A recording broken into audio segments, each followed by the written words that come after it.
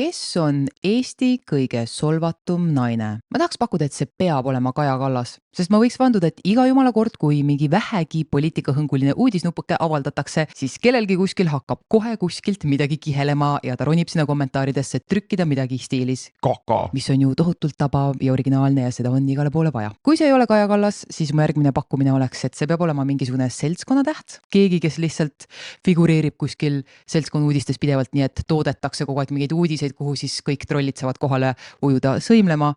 Aga tuleb välja, et Pealtnägija sõnul on Eesti kõige solvatum naine, vähemalt ühe mõõdupuu järgi, hoopis üks pealtnäha täiesti suvaline kodanik nimega Rita Holm. Rita Holm on Eesti kõige solvatum inimene, kui võtta aluseks kohtusse antud laimuhagid. Ma pean juba kohe pidurit tõmbama, sest pange tähele siin vastuolu juba teema sissejuhatuses.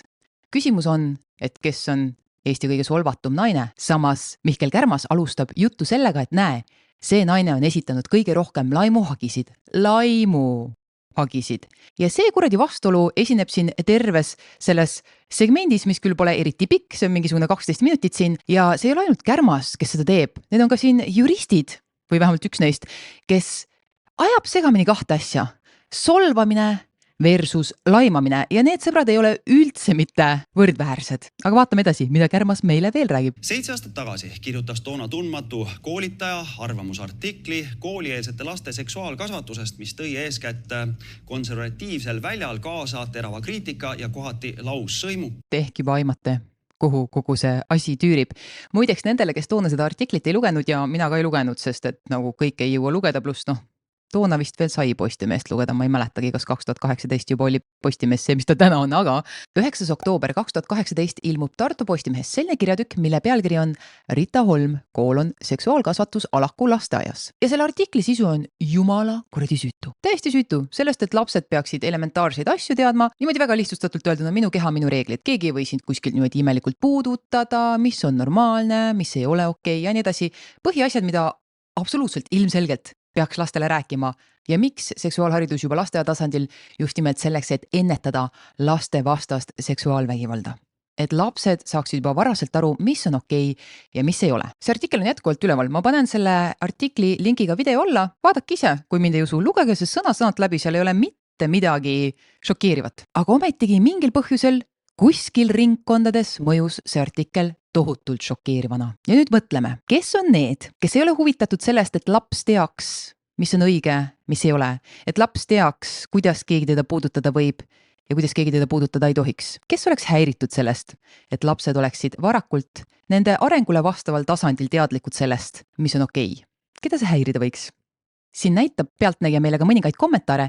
Näiteks on keegi Guido Paes kirjutanud padofiil, täiesti tavaline perverdist pedofiil on see naine. Guido Paes on tõenäoliselt ise pedofiil, kui ta sellise artikli peale arvab, et selle autor on pedofiil. Aga see on väga hea näide kommentaaridest, mis absoluutselt 100% õigustab selle inimese vastu kohtusse minemist ja ka mittevaralise kahju nõudmist. Sellepärast, et kui keegi hakkab lampi teist inimest täiesti alusetult pedofiiliks tembeldama, see ei ole see, milleks meil on sõnavabadus.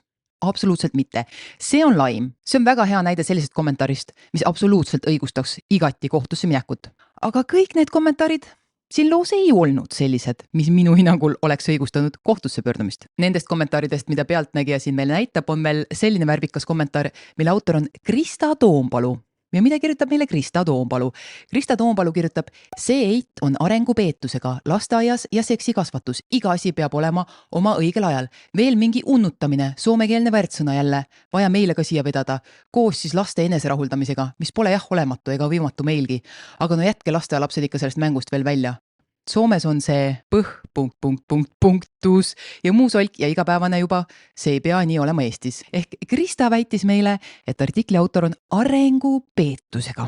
Krista kommentaari pinnalt ma järeldan, et Krista Toompalu on ise arengupeetusega. Pealtnägija näitab meile veel mõningaid värvilisi kommentaare. Pange nüüd heli maha või kõrvad kinni, kui te ei taha roppusi kuulda. Ja need on ühe Eesti erakonna suured sõbrad. Selleni me veel jõuame. Aga kirjutab näiteks Ivar V. Fuchs kepinäljas lehe. Või Andrus Paist, kes oma profiilipildi järgi on vanemapoolne meesterahvas, kirjutab loll eit. Nüüd nende kommentaaride pinnalt, loll eit on jumala süütu kommentaar. Selles suhtes see, et vana mees tunneb vajadus sellist asja kirjutada, see on muidugi ilmestab tema mingisugust patoloogiat. Aga see iseenesest on tema arvamus ja väljendusvabadus. Meil on vabadus sõimata teisi lollideks, eitedeks ja taatideks. Kas me peaks seda tegema? Tõenäoliselt mitte, aga näiteks hetkel mina tunnen ka soovi Andrus Paisti lolliks taadiks kutsuda. Lihtsalt sellepärast, et tema kutsus kedagi teist lolliks eideks. Nii see elu käib ringiratast. Heli Kirotar kirjutab pervert täiega, tõeline pervert ilma naljata. Mulle tundub, et Heli Kirotar on pervert, kui ta teisi nii hoogsalt perverdiks temmeldab. Hillar Sarapuu hüppab oma mõttekäikudega siin veel kaugemale ja kirjutab, aga võib-olla käib lihtsalt ühiskonna ettevalmistamine moslemitele oma lapsabielu legaliseerimiseks. Kas te seda pole mõelnud, et ilmselt tähendab see igasuguse pedofiilia legaliseerimist?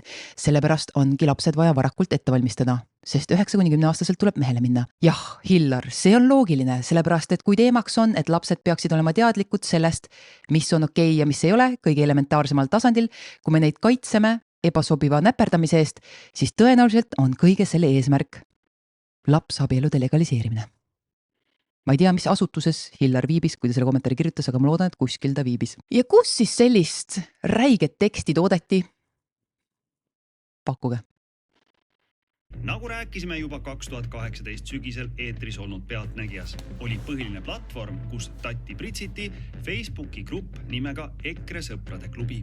EKRE sõprade klubi. Ma kahtlustan, et need inimesed on ise tituleeritud konservatiivid, midagi konservatiivset nende käitumises, vähemalt siin interneti avarustes küll täheldada ei ole. Pervotädid ja onud. Need seksuaalkasvatajad on vist pedofiilsete kalduvustega inimesed. Sellist tädi ma ei laseks oma laste juurde püssikuuli kaugusele ka. Pervert täiega, tõeline pervert. See häiris teda kõige rohkem, et ta võitleb selle vastu, et perverdid ja pedofiilid kasutavad lapsi ära ja teda ennast hakati niimoodi nimetama. Kart on, et see häirib seda naisterahvast. Kart on ja teda kuulates siin on ka minul vähemalt siiralt oli temast väga kahju, sest inimene tahtis head, aga läks nii nagu ikka. Samas ma arvan, et see on ka selline generatsioonide vahe sel määral, et võib-olla minu generatsioonist vanemad generatsioonid, kes ei kasvanud internetiga üles nii nagu 90-ndate lapsed. Ütleme, kui sa 90-ndatel oled sündinud, siis sa juba oled internetiga koos üles kasvanud, mis tähendab, et sind on varakult juba kasvatatud olema teadlik sellest, et internetis on igasuguseid hulle inimesi. Muidugi ka mina isiklikult ei olnud teadlik sellest, kui haigeid eestlasi on internetis. Mind on kasvatatud rahvusliku uhkustundega, sellise tundega, et eestlased on mõistlikud ja targad ja ratsionaalsed, mida kuradi iganes head inimesed, hea rahvas. Ja siis avastasin, et meie seas on inimesi, kes vähemalt internetis on täielikud loomad, täiesti arutult, sõgedalt käituvad. Ja see oli ka mulle korraks šokk, aga nende elajatega internetis, vähemalt minu kogemuses seni, üks fakt on see, et nende tähelepanu ei püsi pikalt ühel asjal. Välja arvatud, kui sa oled Kaja Kallas, siis püsib. Muul juhul väga ei püsi ja ma kardan, et siin mõnes mõttes Rita Holm ise pikendas oma piina selle võrra, et ka nii paljud asjad läksid kohtusse sellepärast, et kohtuvaidlused kestavad ju aastaid. See artikkel avaldati aastal 2018. Praegu on 2025. Peaaegu 7 aastat on sellest möödas, kui see artikkel avaldati ja see teema vältab tema elus ikka veel edasi. Miks? Sellepärast, et need kohtuvaidlused, osad neist veel kestavad. Ja ma ei taha sellega üldse öelda, et inimesed ei peaks ennast kaitsma laimu eest sellistes olukordades ja et nad ei peaks kohtusse minema. Ei, kindlasti tuleb seda teha, kui sa tunned, et see on see, mida sa tahad teha ja sa oled hästi veendunud selles. Küll aga tuleb arvestada sellega, et need vaidlused võivadki aastaid venida. Ja küsimus on selles, kas sa tahad ise sellega aastaid tegeleda. Ja võib-olla mõni tahab, see on okei. Ja ta võibki lõpuni välja olla veendunud selles, et see on vajalik võitlus, mida tema enda elu ja ressursside arvelt pidada tahab. Aga ma tahan lihtsalt rõhutada, et see ei ole alati endale kõige parem valik. Just sellepärast, et siis see teema ei pruugi niipea vaibuda su enda maailmas. See tundus mulle kuidagi sellel hetkel vajalik juba sellepärast, et kutsuda inimesi nagu korrale. Ja see oli minu eesmärk ka. Ja ma olin ikkagi väga rängalt ise solvatud ja ma olin väga raskes seisus. Ma saan 100% aru, et tol hetkel võis Ritale tunduda vajalik minna nende inimeste vastu kohtusse, et neid ka korrale kutsuda. Olen minagi mitme kommentaari puhul mõelnud seda, et võib-olla oleks vaja. Võib-olla tõesti oleks vaja minna kohtusse. Algul nõuti kohtu abil telekomi firmadelt välja IP-aadresside taga olevad nimed ja 2019. aasta lõpus hakati välja saatma nõudekirju ehk hagiähvardusi. massilised nõuded tekitasid ägeda vastureaktsiooni ja mitmed nimetasid seda advokaatide omakasupüüdlikuks tegevuseks ja väljapressimiseks. Ja ootamatult tuleb ette Varro Kärss, kes millegipärast siin loos on kajastatud kui see, kes leiab, et ei peaks massiliselt esitama hagisid selliste kommenteerijate suhtes. Ja sõbrad, minule on elu näidanud, et Varro toetajad on üsna aktiivsed koledate kommentaaride kirjutajad, nii et täiesti arusaadav, miks Varro siin sellise seisukoha võttis. Näiteks jurist Õnneli Mati büroosse pöördus tema sõnul umbes 100 inimest, kes otsisid nõudekirjade vastu abi. 100 inimest, ometigi mitte selle sama proua kaasuses või see nüüd jäi mulle siin segaseks ja ma tahaks teada, kas 100 inimest pöördus selle juristi poole sellepärast, et nad olid laimanud seda Rita Holmi ja selle asjaga seoses või nagu üldiselt on temani jõudnud 100 inimest, sest kui ühes ja samas asjas 100 inimest sai nõudekirju, siis jah, see tundub nagu veits retsproduktsioon. Ma nägin, et see oli pigem masstootmine kui õiguse mõistmise või tõe otsimine. Mitte, et seal ei võinudki olla 100 laimavat retsi kommentaari, aga kui tõenäoline on, et seal oli reaalselt 100 sellist kommentaari, mis tõesti andis alust nõudekirja ja hiljem hagi esitamiseks. Muidugi hagisid siin asjas esitati 30+ midagi ja kohe jõuame ka selleni, et mitte kõik asjad ei lõppenud võiduga. Ühelt poolt ütleb Emerald Legali advokaat, et laimuhagisid ei motiveeri raha. Teisalt on sama firma teinud sellest endale selge leivapuu. No kurat, oleme nüüd korraks hästi ausad. Hageja perspektiivist, nagu siin Rita Holm, see inimene, kelle õigusi päriselt rikuti, ei ole hea raha motivaatoriks, sest need summad, mida välja mõistetakse, ei ole üldse suured. Need summad, mida kohus välja mõistab, tavaliselt on need summad olnud 100 eurot, 200 eurot. Need ei ole mingisugused suured summad. Kes mäletab siin kanalil ammu, ma ei tea, aasta 2 juba tagasi, tegin video Alari Kivisaare kohtuvaidlusest Anis Arumetsa vastu, kus viimane ütles esimese kohta Kivi MUNN, mis on nagu kõige absurdsem kaasus maailmas. Ja Kivisaar sai lõpuks võitis 200 euri, ega tal seda 200 euri vaja polnud. Asi on põhimõttes, ehk need inimesed, kelle õigusi päriselt rikutakse sellistes asjades, asi pole rahas. Ja kui mina läheksin kohtusse mõne sellise haige kommenteerija vastu, asi poleks üldse selles, et temalt saada raha, aga ja selleni ka siin pealtnägija loos jõutakse, kaotaja reeglina kannab teise poole menetluskulud. Seal on erisusi ja erandeid ja blablabla, aga üldreegel on see, kes kaotab. See kannab kohtukulud, see tähendab ka õigusabikulud ehk advokaadikulud, mis tähendab, et büroo, kes esindab hagejat, saab oma arved kenasti tasutud, sest ega vaevalt, et Rita Holmil endal nüüd oli raha, et maksta kinni 30+ kohtumenetlust ja et maksta siis kinni kõik need advokaadikulud. Ei, see ju lootus, eesmärk, taotlus selles olukorras ongi see, et teine pool maksab need kinni ehk advokaadibüroo jaoks kahtlemata on see äri. Selles on 0 kahtlust. See pole isegi mitte teooria, see on fakt. See on nende jaoks äri. Aastate jooksul ongi avalikkusest läbi käinud hulga kõmulisi ja pikantseid laimuvaidlusi. Näiteks seltskonna tegelane Brigitte Susanne Hunt andis samuti Emerald Legali abil kohtusse 10 solvajad. Sellega seoses on nüüd paslik hetk öelda, et mida ootab seekord ees juurasõpru video teises pooles, kuna pealtnägija mainis BSH-d, siis taaskord mina mainin ka. Ja mitte seekord lampi või klikisöödana üldse mitte, vaid reaalselt video teises pooles vaatame 2 kaasust. Üks kaasus puudutab sellist juhtumit, kus hageja kaotas Riigikohtus tegelase vastu, kes kommenteeris pakkuge kus? Trummipõrin. Facebooki grupis EKRE sõprade klubi on kurdi Facebooki grupp. Ja teine kaasus, mida me vaatame video teises pooles, on BSH hagi Taivo Liiviku vastu, kes kirjutas BSH kohta kommentaariumis rahakott jalge vahel.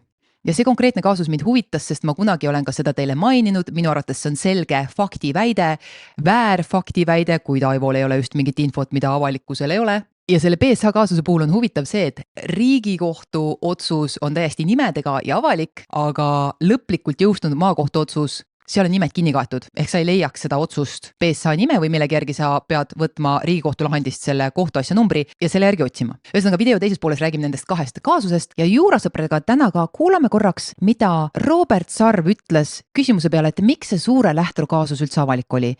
Sest kui teemaks on laimuhagid kui võimalik äri advokaatidele, siis Suure Lähtru kaasuse puhul tekkis mul toona Sarve intervjuud kuulates üks suur kuradi küsimärk peas. Kes tahab seda näha, siis oled teretulnud liituma selle kanaliga kas siin samas YouTube'is juurasõprade ringiga või suunduma lehele blurbay.com/tavakodanik, kus saab liituda soodsama hinnaga ja kust laekub käibemaks Eesti riigile. Mis ma saan aru, ei tee kedagi hetkel väga õnnelikuks, see teema on tundlik teema, aga vähemalt ei lähe välismaale. Kui juba, siis jäägu siia. Või keda huvitab ainult see üks teema, mingil põhjusel siis seda videot on võimalik tervikuna ühe pika videona soetada üksikostuna sealsamas blurbay.com/tavakodanik. Praegu aga lähme edasi selle Pealtnägija osaga. Tänaseks on kõige rohkem lahendini jõudnud laimuhagisid seotud Rita Holmiga, kes pealegi polnud avaliku elu tegelane enne, kui trall algas. Huvitav, et Pealtnägija mainib, et ta ei olnud avaliku elu tegelane enne, kui trall algas, sest kui sa kirjutad artikli riigiülese levikuga väljaandesse, siis ilmselgelt sa avad ennast kriitikale ja tagasisidele.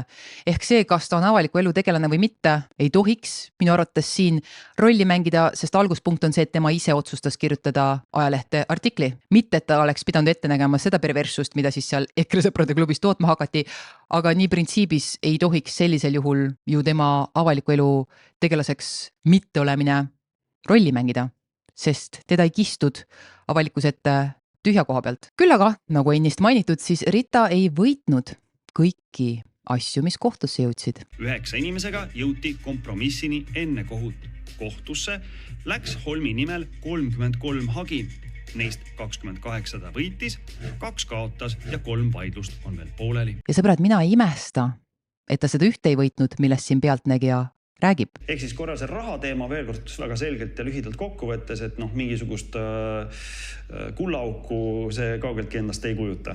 Ei kujutanud ja kui ma veel võin öelda, et kui kedagi huvitab, mis ma tegin selle rahaga, siis teate, teraapia maksab päris palju. See on selge, et see naine ise sellega ei rikastu. Ma ei tea, kes seda arvab või miks, aga tema sellega ei rikastu. Äri on see kellegi teise jaoks. Mulle tundus, et see oli ikkagi väga selline toimiv äri. See tõi hästi sisse. Menetluskulud jäävad laimaja kanda, isegi kui hüvitis mõistetakse välja näiteks 1 euro, aga menetluskulud on tuhandetes. Pange tähele, et Õnnel ütleb ise ka siin, et menetluskulud jäävad laimaja kanda. Ehk kui sa oled kedagi laimanud, avalikult valesid faktiväiteid esitanud kellegi kohta, siis sa pead teise poole kohtukulud kinni maksma, mis iseenesest on ju jumala õiglane ja loogiline. Sest mis sa kurat laimad teisi inimesi avalikkuse ees. Kui see solvatu saab 75 eurot, 300 eurot. Oot, Õnneli, stopp, solvatu. Mis mõttes solvatu? Sa rääksid just laimajast ja nüüd sa ütled solvatu ja see pisendab seda olukorda, et sind solvati. Ei, laimati. Me räägime laimust. Solvumise peale sa kohtus võitu ei saa. See, et keegi sind solvas, ei ole see, mille alusel sa saad kellegi vastu minna kohtusse, tähendab, sa saad minna mis iganes alusel ja loota, et kohus võtab hagimenetlusse, aga sa ei võida mingit kohtuasja teise vastu, sest sina solvusid. Ei, selleks, et võita, peab esinema 1 2 asjast, kas A-variant, keegi on esitanud vale faktiväite, mis juhul, miks meil peaks sellest inimesest kahju olema? Siit lugu, ära esita valesid faktiväiteid ja kusjuures see ei ole ka nii mustvalge, et sa tegid kõik, mis sa said võimalikult teha, et kontrollida seda väidet ja siis esitasid selle ei, kui sa oled teinud kõik, mis sa said, et kontrollida seda väidet, siis on ka võimalik, et sa võidad selle isegi, kui sa esitasid vale faktiväite, aga kui sa täiesti tuimalt tühja koha pealt hakkad lahmima valesid faktiväiteid teiste pihta, siis sa kaotad. Teine asi, kui ei ole vale faktiväide, teine asi on ebakohane väärtushinnang. Ja siin minu isiklik arvamus lahkneb kohati kohtupraktikast ja õiguskirjandusest, et mis asi on ebakohane väärtushinnang. Näiteks minu arvates ei tohiks üldse rolli mängida see, kas me kasutame vulgaarseid sõnu või mitte. Näiteks Anis Arumetsa kaasuses sai mingil põhjusel ringkonnakohtus otsustavaks see, et ta kasutas fraasi kivi MUNN, muuhulgas sidudes vulgaarset sõna MUNN Kivisaare perekonna nimega ja see siis kuidagi oli kohtu arvates tohutult skandaalne, audiotav, väärikust alandav, mul jooksis juhe kokku. Ühesõnaga see Kivisaare kaasus minu arvates on selge solvumise kaasus, kus ta ei oleks pidanud kohtusse minema ja ta ei oleks pidanud seal võitma, aga läks nagu läks. Hoopis teine asi on see, kui sa esitad ka väärtushinnangu jumala tühja koha pealt. Ja minu arvates ebakohaseks peaks pidama just väärtushinnangut, kui sa täiesti tühja koha pealt kujundad mingi hinnangu inimese kohta ja väljendad seda avalikkusele täiesti alusetult. Näiteks mina arvan, et tema on täielik pervert. Okei, see on minu arvamus, aga täiesti tühja koha pealt kujunes see. Kohtupraktikas aga paraku on ka just sõnade valik vahel otsustavaks osutunud. Minagi olen siin kanalil kord olen ühte kodanikku perverdiks tembeldanud, seda põhjusel, et ta paigaldas korduvalt salakaameraid ühiskasutatavatesse tualettruumidesse kontorihoones, mistõttu ma leian isiklikult, et tema perverdiks tembeldamine on täiesti õigustatud. Ja teisel korral nimetasin pedofiiliks kriminaalkorras süüdimõistetud pedofiili Peeter Helmet, mis tuletab meelde, et kunagi mõned aastad tagasi, 2022, oli Eesti Päevalehes arvamus Peeter Helme enda sulest, mille pealkiri oli Peeter Helme, olen lõplikult süüdi küll aga kas ka igavesti? Igavik on väga pikk aeg. Sorry, kui sa kirjutad internetis sellest, kuidas mingi 8-aastane astub seksuaalvahekorda, siis jah, sa lähed igavesti põrgusse siin elus ja järgmises ja kõiges muus, mis pärast seda veel tuleb. Nagu ei. Esindaja saab tuhandetes menetluskulusid siis ja need hagid on ühetaolised, siis tundub, see balanss on natuke paigast ära. Okei, Õnneli, ma saan su pointist aru, et sina vaatad seda, et see on büroole äri. Ma olen nõus, see paistab nagu äri büroole, aga teisel pool seda münti on ju laim, avalik laim. Ja mida siis inimene tegema peaks, kui teda niimoodi avalikult laimatakse? Lihtsalt laskma teistel süüdimatult tegutseda. See on üks variant, seda võib teha, aga absoluutselt mitte miski ei tohiks keelata inimesel enda õiguste kaitseks välja astuda ja kui on põhjust 33 hagi esitada, sellepärast et 33 kodanikku on midagi nii lollakat kirjutanud interneti, et need on kas valed faktiväited või täiesti ebakohased väärtushinnangud, siis tulebki kohtusse minna, kui on soovi aastaid kohtus käia nende asjadega, mis taaskord on täiesti valiku küsimus, mõlemal asjal on omad plussid-miinused. Vaat see jäi mul ka siin kõrva, et see Rita Holm räägib ise ka kogu aeg solvumisest ja solvangutest. ja ma olin ikkagi väga rängalt ise solvatud. Taaskord, solvang ei ole see, mille pärast nüüd kohtusse minna. Nagu öeldud, kui keegi tahab kirjutada kuskile kellegi kohta lolleid, tehtagu.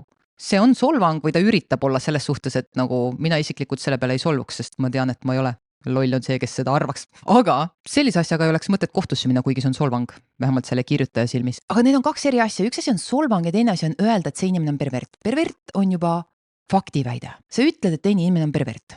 28 võidetud kaasuse analüüs näitab, et kohtud leidsid vähemalt 10 korda, et sõna pervert ja vähemalt 7 korda, et sõna pedofiil kasutamine väärib karistust. Viimases juhtumis aga mitte. Okei, oleme täpsed, see ei ole karistus. See on tsiviilvaidlus. Sa oled kellegi õigusi rikkunud ja sa pead kahju hüvitama. Me räägime mittevaralisest kahjust ja siin me jõuame ka selleni, miks Rita mõned vaidlused kaotas.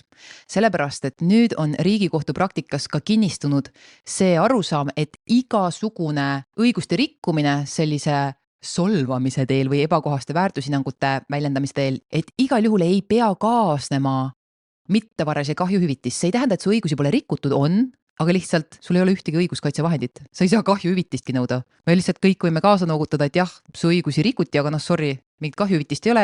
Ja sõbrad, ma ei ole kindel, kas see on kõige parem viis, kuidas me peaksime oma õigussüsteemi kujundama. Sest ühelt poolt ma saan kohtu katkisest loogikast aru. Kuna kohtud ise on oma praktikas lasknud selle lati selles mõttes alla, et inimene saab nõuda hüvitist sellest, et tema kohta öeldi kivi MUNN, taaskord täiesti absurdne, täiesti lollakas asi, millest üldse hüvitist välja mõista. Ja nüüd sellepärast, et kohtud sisustavad seda ebakohast väärtushinnangut nii laialt, siis nüüd, et kuskilt pidurit tõmmata, siis öeldakse, et sorry, okei, siin on su õigus rikutud, aga kahjuhüvitist sa ei saa. Ja kui see hagi, mis sa kohtusse annad, on selleks, et nõuda kahjuhüvitist ja kohus ütleb, et okei, su õigusi rikuti, aga sorry, siin kahjuhüvitist ei saa, siin see on nii väike asi, siis su hagi jääb rahuldamata, sa kaotad kohtus, sa maksad teise poole kulud kinni. Selle asemel, et öelda, et teatud rikkumiste puhul ei ole üldse kohane kahjuhüvitist välja mõista, sorry, su õigus on rikutud, aga ühtegi õiguskaitsevahendit sul ei ole.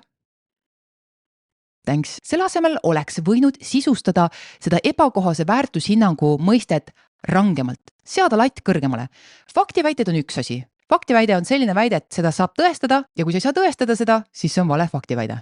Kui on mingi väide, mida ei saa tõestada, ei üht ega teistpidi, siis on küsimus väärtushinnangust. Ja nüüd on kohtutel olnud ajapikku võimalik kujundada seda, et mis asi on ebakohane väärtushinnang, ehk mis on see, mis siis ei ole lubatud või selles mõttes, mis kujutab endast teise inimese õiguste rikkumisi. Ja kui nad oleks sisustanud seda niimoodi, et need nõuded on rangemad, et igasuguse suvalise vulgaarsuse eest nagu kivimunn ei saa hüvitist nõuda, siis meil ei oleks ka sellist massilist pealetungi, sest ka siin kaasuses, ka selles Rita Holmi kaasuses, nüüd näitab meile pealtnägija ühte kommentaari, mille osas Rita kaotas ja minu arust jumala õiget kaotas ja mina ei saa aru, miks tema advokaadid arvasid, et sellise kommentaari pärast tasub kohtusse minna. Konkreetselt puudutas kaasus Soomes elavat Ege Maasi, kes kirjutas tolle sama 2018. aasta artikli Tuules. Pervod ruulivad, negatiivne emotikon, ei meeldi, 3 hüüumärki. Okei, mingisugune Soomes elav Ege Maas ja kusjuures jumala naljakas, et väga paljud nendest väga vihastest internetieestlastest ei ela Eestis. Saate aru, nad elavad väljaspool kuskil mujal ja muidkui situvad meie ühiskonna hinge siin oma kuradi interneti loomastumisega. Jumala haige, aga see selleks. Nüüd see kommentaar, mille osas kohtuvaidlus kaotati. Pervod ruulivad, punkt, kurb smiley, ei meeldi, 3 hüüumärki. Nüüd ma ei teagi, kas see oli kurb smiley, sest tal on lõpus ka veel sulg. Ma ei tea, mis kuradi kirjapilt see on. Aga vaadake neid sõnu. See on nii kuradi üldine. ei meeldi, absoluutselt sa võid iga asja kohta öelda, et ei meeldi. Sul on see vabadus. Me kõik võime öelda ükskõik mille kohta, et ei meeldi, nii et selles pole probleem. Kommentaari esimene pool. Pervod ruulivad. Kelle pihta see on suunatud? Võib-olla Rita Holmi, võib-olla mitte. Võib-olla see on tema üldine maailmavaade, et talle meeldivad pervod. Võib-olla Ege Maasile, kes elab Soomes, meeldivad pervod. See on nii kuradi üldsõnaline. See ei ole selgelt Rita Holmi vastu suunatud. See ei esita tema kohta otsest faktiväidet, isegi mitte kaudset, ma julgeks öelda. Võib-olla kaudse faktiväite argumendi saaks tuua tõenäoliselt. Siin see toodi. Ja väärtushinnanguna, kui Ege Maasile meeldivad pervod, siis Ege Maasile meeldivad pervod. Aga sellise kommentaari pärast kohtusse minna, elu sees ei läheks. Kui ma nüüd mõtlen enda videote kommentaaride peale ja jätan välja selle Joosepi sealt Tartust, kes ikka väga räige teksti kirjutas, kui ma jätan tema kõrvale, mõtlen neid teisi. Näiteks üks inimene kirjutas mulle videol, kus mina rääkisin sellest, et alaealine laps ei pea perele sissetulekut teenima ja vanemad ei saa teha lapse teenituga, mida kuradi iganes nad soovivad. Kirjutas mulle keegi, sa oled lits. Ja ma võiks minna kohtusse, sest ma kusjuures ei ole lits. Tõesta, et ma olen, kui sa tahad seda väita, aga ma ei ole. Samas, kui ma oleks lits, ega mina seda ei häbeneks. Häbenema peab see, kes teisiti ei saa kui raha eest. Aga sellise kommentaari pärast, pervod ruulivad ei meeldi. Sellepärast minna kohtusse. Ma loodan, et siin oli midagi lisaks sellele ühele kommentaarile selles asjas, kuigi siit jääb mulje, et see oligi kogu tekst, mille pärast kohtusse mind ja sõbrad, see on küll kõige mõttetum asi maailmas, mille pärast kohtusse minna. Ehk nüüd selle näite pinnalt tegi mul küsimus, et oot. Millised need kommentaarid ikkagi olid, mille pärast nõudekirju saadeti ja kohtusse mindi? Osad neist, mida ma teile alguses ette lugesin, väga arusaadav, miks kohtusse mindi, täiesti põhjendatud. Aga see kommentaar? Ege Maas ise vastab pealtnägijale, et ei soovi vaidlust kommenteerida. Ege Maas enam ei soovi kommenteerida. Äkki nüüd tõmbas tagasi kommenteerimises. Või talle lihtsalt meeldib trükkida kommentaare. Võib-olla pealtnägija peaks Facebookis küsima, äkki Ege Facebookis reageerib. Alustuseks väitis Maas, et tema ei kirjutanud seda lauset. Siis, et asi tuleks lahendada hoopis Soomes, kus ta alaliselt elab. Tõi õigustuseks, et kuna tegu oli poolkinnise foorumiga, oli levik väike. Ning lõpuks, et kõnealune fraas ei olnud sihitud Holmi pihta. Ja nendest 4 argumendist viimase osas, jah, seda saaks tõlgendada nii, et see ei ole Holmi pihta.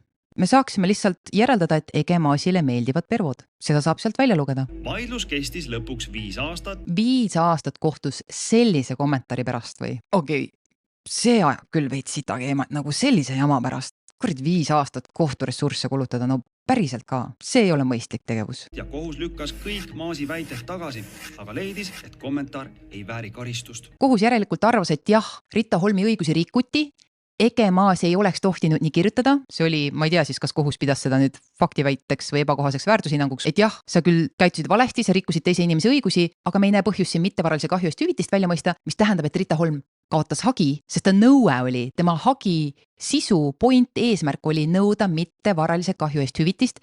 Selle kohta ütles kohus, et see ei ole siin kohane ja sellepärast Rita kaotas. Sisuliselt ta võitis selles mõttes, et jah, kohus ütles, et see õigus rikuti, teine pool käitus valesti, aga sa ei saa hüvitist ja kuna meie süsteem on nagu ta on, tähendab see Rita Holmi jaoks kaotust ja teise poole menetluskulude kinnimaksmist. Kuidas ma saan ette hinnata enne kohtusse pöördumist, et huvitav, kas kohus peab nüüd seda rikkumist hüvitise vääriliseks või mitte?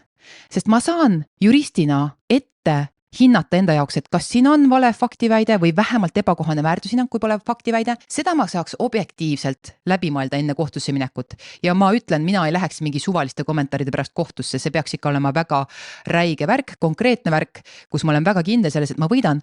Aga kui siis kohus peaks leidma, et okei, su õigusi rikuti, aga hüvitist me ei pea mõistlikuks siin, see tähendaks, et ma kaotaksin hagi mõttes. Äkki oleks inimsõbralikum läheneda natuke teisiti, tõsta latt kõrgemale. Ütle, et igasugune sõim ei ole ebakohane väärtushinnang, aga ära ütle, et sorry ja su õigusi rikuti, aga hüvitist ei saa, mis tähendab, et sa kaotad kogu selle asja ja maksad teise poole kulud ka veel kinni. Vähim, mida kohus siin teha saaks ja tegema peaks, on see, et ta ei jäta vähemalt siis hageja kanda teise poole kohtukulusid. Kui sa ütled inimesele, et jah, su õigusi rikuti, aga me ei pea vajalikuks kahjuhüvitist välja mõista, siis sa sisuliselt karistad inimest selle eest, et ta oma õiguste kaitseks kohtusse üldse pöördus. Kuigi kohus ütleb, et jah, su õigusi rikuti. Ja see, sõbrad, on täiesti kuradi haige. Kohtud on lahendanud 10 juhtudel sarnast kaasust ühtemoodi ja siis üks lahend on tulnud teistsugune. Ja põhjendus on siis see, et ta peaks seda taluma. Aga tead, see sama kommentaar, see pervod ruulivad ei meeldi.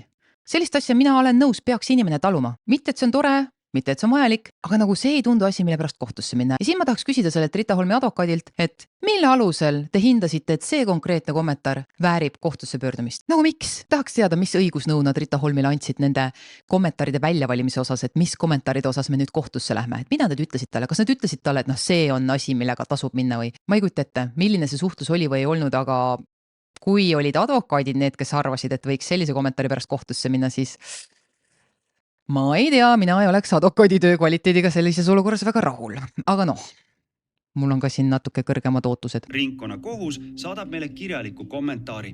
Kuigi kostja ebaviisakas sõnakasutus hageja suhtes ei ole aktsepteeritav, ei anna see siiski alust kahju hüvitamiseks.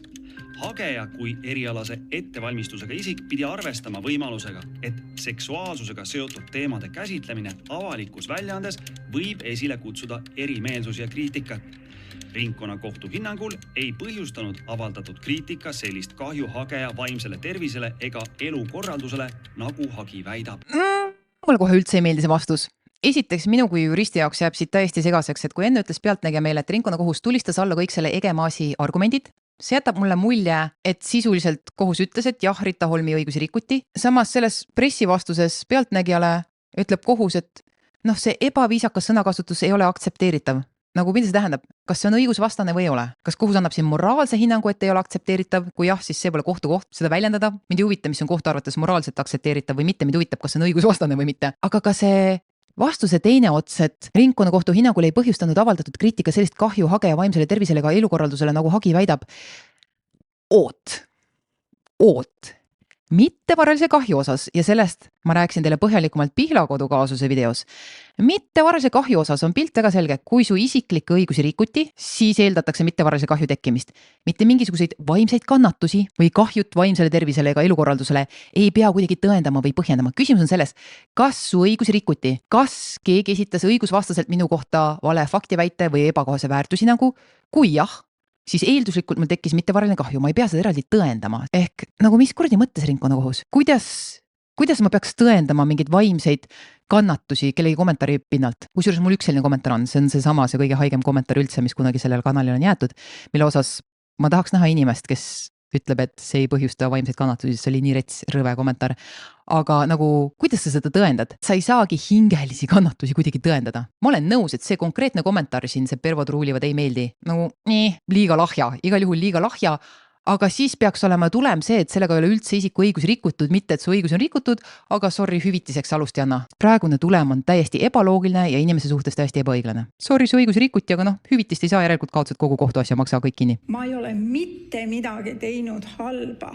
See on minu jaoks väga ränk, et ma kuidagi olen nagu süüdi. Rita, kui sa juhtud seda vaatama, siis mõistusega inimesed ei arvagi, et sa oled milleski süüdi. Me saame kõik aru, miks on eale vastaval viisil lastele edasi antud seksuaalharidus väga vajalik seksuaalkuritegude ennetamiseks. Ja ma arvan, et ükski inimene, kes ei ole pedofiil ega pervert, ei vaidleks vastu sellele, et me peame lapsi kaitsma. Ja need inimesed, kes räuskavad selle peale nii rõvedalt, nagu nad sinu puhul seda tegid, siis see muster kordub ühiskonnas kogu aeg uuesti ja uuesti. Kes mäletab veel aastavahetuse draamat ERR-is, siis kui Draamateatri laval oli drag show ja laval ilmus, kusjuures ma ei teadnud, et see oli naine, aga see oli naine peenise mütsiga. Ja selle peale hakkas siis konservatiividel nii kihelema, et nad kukkusid sõimlema internetis. Üllatus, kes oli endast väljas? Teiste hulgas näiteks pedofiilias süüdi mõistetud Joel Steinfeld. See on jumala selge muster, kes sellistes olukordades kõige valjemat häält teevad. Põhjusega on juba Shakespeare'i ajast selline fantastiline fraas, mille eestikeelset tõlget ma hetkel ei tea, ütleme inglise keeles. The lady doth protest too much. Ehk kes kõige valjemini häält teeb, see tõenäoliselt projitseerib. Kohtuorganid nagu nimetavad mind põhimõtteliselt, lubavad sellist asja, et mind võib perverdiks nimetada. Mu pea on sassis selle peale, ma ei saa sellest aru. Ei, päris nii ei ole. Ma ei tea, mis see teine kohtuasi oli, mille Rita Holm kaotas, aga nagu see, mida pealtnägija meile näitas, et Pervo Truulivad ei meeldi. Siin ei nimetatud sind otsesõnu perverdiks, kuigi tuleb välja, et kohus arvas, et nimetati, sest pealtnägija väitis meile, et kohus ei aktsepteerinud ühtegi Egemaasi kaitseargumenti selles osas või vastuargumenti. Aga nagu see kommentaar, see oli nii kuradi suvaline. Ja sa võitsid kui palju kohtuasju, no nii kuradi palju kohtuasju. Ja siis tuleb üks tõrvatilk meepotis või? No nii ka ei saa. See kaalukauss lihtsalt lööb kõikuma ja ei leia õiget tasakaalu, kui ühesuunaline teema ummistab kohtu ära. Et kohus ei saa muutuda isikliku solvamise teenindusbürooks. Kohus ei saa muutuda isikliku solvamise teenindusbürooks. Ma ei tea, Õnneli, kui me nüüd hakkaks selle Pealtnägija episoodi peale kõik igal pool korrutama, et aga äkki Õnneli Matt ise on pervert ja kui me võimendaks kuskil mujal kui EKRE sõprade klubis, kui me hakkaks seda sõnumit kuulutama, kas tema oleks rahul selle olukorraga? Ei oleks. Kas ta pöörduks meie vastu kohtusse? Sõltub, kui räigeid asju me sinna kirjutaks. Aga teine asi on ka see, et taaskord ta paneb ühte patta laimu ja solvumise. Solvumine on niivõrd subjektiivne kogemus, elamus, reaktsioon, et sa võid solvuda ükskõik mille peale. Näiteks kui siin suvel Eesti Ekspress avaldas minu kohta artikli, kus toodi välja mu värvikas sõnakasutus, mis ei ole asja point, aga mis on asja osa siin videotes, siis üks uhke büroo, uhke advokaat arvas, et mina olen väga matslik. Iroonilisel kombel täiesti siiralt minu arvates on matslik nimetada teisi inimesi matslikeks. Aga see ei solva mind. Miks peaks? Nagu täiesti suva, ta võib seda arvata. See ei puuduta mind, ehk see solvumine, see on täiesti selline subjektiivne küsimus, et kuidas mingi inimene mingile asjale reageerib. Mõni solvub iga asja peale, mõni ei solvu üldse. Ehk küsimus ei ole solvumises. Ja see sõnum on nii vale, mis siit läbi käib ühelt poolt, et oi, solvumine, solvangud, solvamine, mida iganes. Me räägime sellest, et kas kellegi kohta levitatakse valesid faktiväiteid, kas kellegi kohta levitatakse valesid või avaldatakse tema kohta täiesti ebakohaseid väärtushinnanguid. Ja nüüd see on see loom, mis tekitab probleeme sellepärast, et kuidas sa seda sisustad ja see oleks olnud see, kuidas kohus oleks saanud lati kõrgemale tõsta ja öelda, et igasugust nagu mingi arvamusavaldust ja sõimu ükskõik mis kujul me ei pea ebakohaseks väärtushinnanguks. Aga kui me ikkagi jõuame nii kõrgele, et on ületatud see latt, et mis on ikkagi ebakohane, et siis peab kaasnema mittevaralise kahju hüvitis, see oleks süsteemi loogikaga kooskõlas, sest süsteemi loogika ütleb meile, et kui isiku õigusi on rikutud, isiklikke õigusi, nagu siin on tegemist isikliku õigusega, see ei ole varaline õigus, see ei ole see, et kõigi lõhkus mu mööbli ära, ma ei tea, mul ei tulnud paremat näidet, vaid see on mu isiklik õigus. Kui seda on rikutud, siis eeldatakse, et on tekkinud mittevaraline kahju ja seda saab nõuda. Praegu on asjad süsteemis ebaloogilised. Ühelt poolt puhastasid Holmi võitlused üksjagu kommentaariume ja aitasid ehk määrata sõnavabaduse piire, kuid rahaliselt on ametlikult pensionil proua miinuses, sest viimase kaotuse tõttu tuleb tal kanda vastaspoole õigusabi kulud. Vot see on praegu täiesti perses ja mida perset kuubis ja kõik need sõnad, mis osasid teist närvi ajavad, lennake peale, hakkame hagema. Aga nagu mis mõttes, kui kohus ütleb, ja taaskord ma ei ole seda otsust lugenud ja see kajastus ei ütle mulle, mida kohus täpselt ütles. Kui kohus ütles, et asi on lihtsalt selles, et me ei leia, et siin peaks kahjuhüvitis järgnema, kas ta ütles, et õigusi on rikutud või mitte, sest kui õigusi oli rikutud, kui kohus leidis, et jah, see oli, ma ei tea, ebakohane väärtushinnang või mis iganes siis kohta arvates oli, aga ütles, et noh, okei, aga kahjuhüvitis siin ikkagi pole meie arvates mõistlik välja mõista, siis oleks minimaalselt õiglase tuleme jaoks olnud vajalik, et kohus erandkorras jätab menetluskulud poolt endi kanda, sellepärast et teine pool ikkagi rikkus hageja õigusi, kui kohus seda arvas, taaskord ma ei ole seda lahendit lugenud, aga et ütleb, sorry, su õigusi rikuti, hüvitis sa ei saa ja nüüd maksad teise poole kulud ka kinni. Kuidas see õiglane on? Mulle ei tundu see eriti õiglane. Sõnum on, et laimajatele saab ikka ja endiselt kohtus vastu hakata, aga hagi põhjused ja perspektiiv tuleb varasemast palju paremini läbi mõelda. Hagi põhjused ja perspektiiv siiski tuli varasemalt ka läbi mõelda. Nagu see ei ole uus asi. Aga nüüd lähmegi edasi juurasõprade osaga sellest videost, kus käsitleme 3 asja. Esiteks, kuulame koos ühte juppi ühest Krimi raadio podcasti episoodist, kus Robert Sarv räägib Suure Lähtru kaasusest ja kuulame tema selgitust selle kohta, et miks see kohtuasi üldse avalik oli. Teine asi, räägime ühest kaasusest, kus taaskord oli mängus EKRE sõprade klubi Facebookis, kus ühte teist naisterahvast adresseeriti viisil, mis talle tundus vale, aga see naisterahvas kaotas kohtus. Miks ta kaotas, mis seal toimus, räägime sellest ja kolmandaks vaatame korraks seda PSA jalakott, mis jalakott, kurat, rahakott jalge vahel kaasust, mis lõpule jõudis, kus PSA võitis, jumala õigustatult võitis, väga hea, palju õnne, oleks võinud rutemini jõuda selleni kohtud. Ma ei saa aru, kuidas sellises asjas 4 kohtuasjad pidi läbi käima. Maakohus, ringkonnakohus, riigikohus, uuesti maakohus. See ajab mind maksumaksjana närvi ja selles ei ole PSA süüdi, selles on kohtud ise süüdi. Niisiis, kes tahab seda juurasõprade osa ehk teist poolt videost näha, kui sind muud teemad siin kanalile ei huvita, saad selle video tervikuna ühe pika videona soetada Blurbais üksikostuna blurbay.com/tavakodanik või oled teretulnud liituma Blurbaiga hinnaga 5 € pluss käibekas kuus, vähemalt käibekas läbi Eesti riigile, mitte kuskile Iirimaa maksuparadiisi nagu Google'i puhul või tule liitu juurasõprade ringiga siin YouTube'is, mis on veits kallim, aga on võib-olla veidi mugavam. Mugavus maksab, mis teha, siit lugu, aitäh teile kuulamast, järgmise korrani.